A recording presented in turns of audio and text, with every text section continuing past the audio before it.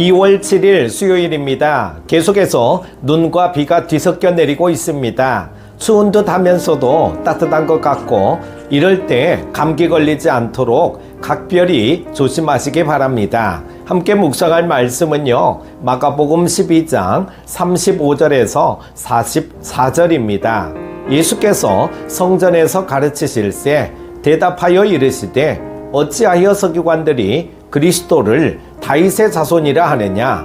다윗이 성령에 감동되어 친히 말하되 주께서 내 주께 이르시되 내가 내 원수를 내 발 아래에 둘 때까지 내 우편에 앉았으라 하셨도다 하였느니라.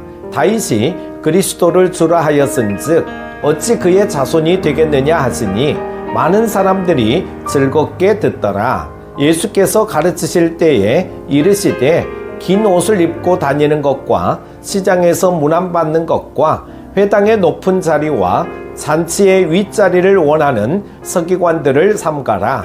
그들은 과부의 가산을 삼키며 외식으로 길게 기도하는 자니 그 받는 판결이 더욱 중하리라 하시니라.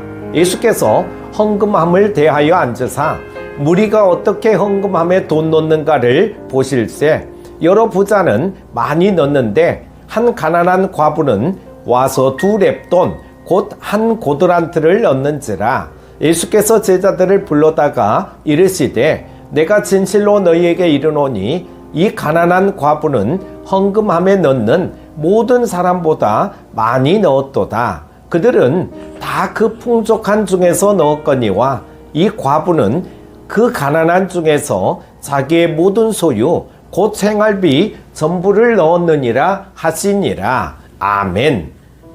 예루살렘 성전에 들어가면 이방인의 뜰이 있고 이어서 미문이라는 문으로 들어가면 여인의 뜰이 나옵니다. 예수님은 이방인의 뜰에서 유대 종교 지도자들과 논쟁을 하고 또 무리들을 가르치신 후 여인의 뜰로 가셨습니다. 그 여인의 뜰에는 13개의 헌금궤가 있었는데요. 그중 9개는 성전세와 각종 제물을 위한 것, 즉 제물을 위한 곡물과 포도주와 기름 등을 사기 위해서, 그리고 희생 제물을 태우는 데 사용되는 나무와 제단 위에 번제로 드려질 향료 및 금그릇들의 유지비 등을 위한 헌금궤였습니다. 나머지 4개는 각종 구제를 위한 헌금궤였지요. 이 헌금궤를 나팔궤라고도 불렀는데요. 그 이유는 윗부분은 넓고 아랫부분은 좁아서 마치 나팔과 같은 모양이었기 때문입니다. 성전에 오는 사람들은 이 헌금궤에 헌금을 했고 사람이 많을 때는 줄을 서서 헌금궤에 헌금을 하고 성전 안으로 들어갔습니다. 오늘 본문에 의하면 예수님은 이 헌금궤 옆에 앉아 계셨는데요. 그 이유는 아마 예수님께서 바리새인, 사두개인, 서기관들과 차례로 논쟁하신 후 피곤하셔서 잠시 궤 가까이에서 쉬고 계셨던 것으로 보입니다. 거기서 주님은 헌금하는 사람들을 보게 되었고 그 중에서 아주 대조되는 사람들의 헌금 모습을 보셨습니다. 하나는 부자들이 헌금한 것이고 다른 하나는 한 가난한 과부의 헌금이었습니다. 부자는 부자라는 말에 걸맞게 많은 돈을 넣었습니다. 여기서 재미있는 것은 헌금할 때 누가 얼마를 냈는지 어떻게 알 수 있었는가 하는 점이죠.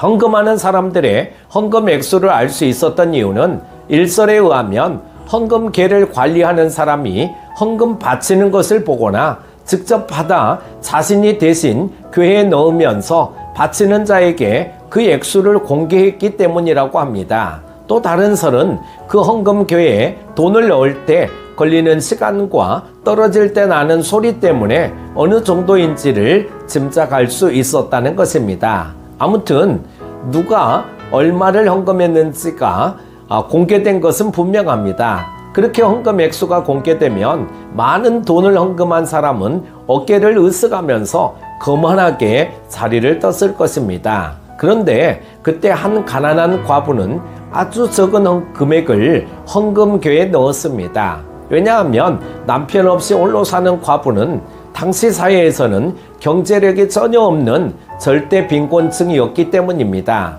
외롭고 가난했기에 그녀가 바친 헌금 액수도 정말 적을 수밖에 없었습니다. 그런데 예수님은 이 여인이 헌금한 적은 양의 헌금을 기뻐하셨습니다. 예수님은 이 여인의 적은 헌금에 감동을 받으셨습니다. 예수님께서 이 가난한 과부의 적은 헌금에 감동을 받으신 이유는 무엇일까요?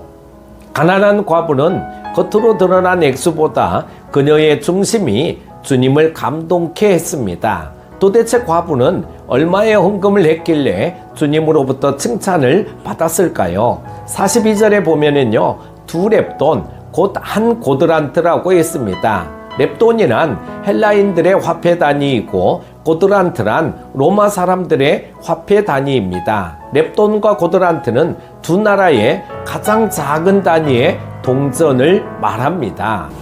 이 렙돈은 노동자의 하루 품삯인 한 데나리온의 128분의 1이었습니다. 이것을 요즘 시세로 환산해 보니까 약 550원 정도 되는 금액입니다. 그러니까 이 과부는 2렙돈, 즉 약 1,500원 정도를 헌금한 것입니다. 부자가 한 헌금과는 비교가 되지 않는 액수였죠. 그러나 예수님은 내가 진실로 너희에게 이르노니 이 가난한 과부는 헌금함에 넣는 모든 사람보다 많이 넣었도다라고 칭찬하셨습니다.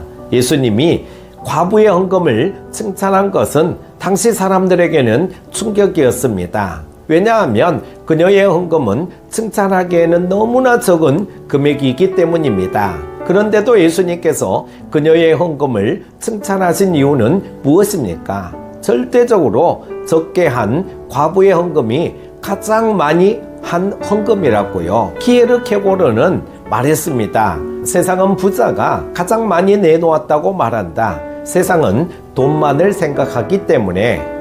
하지만 그리스도는 사랑만을 생각하시는 분, 바로 그렇기 때문에 그리스도께서는 그렇게까지 많은 돈이 필요하시지 않다. 혹은 더 적은 액수만 있어도 된다. 그리하여 여기 참으로 야릇한 계산이 등장한다. 아니, 괴상한 셈법이라고 해야 할 것이다. 이런 계산은 어떤 수학책에도 찾아볼 수가 없다.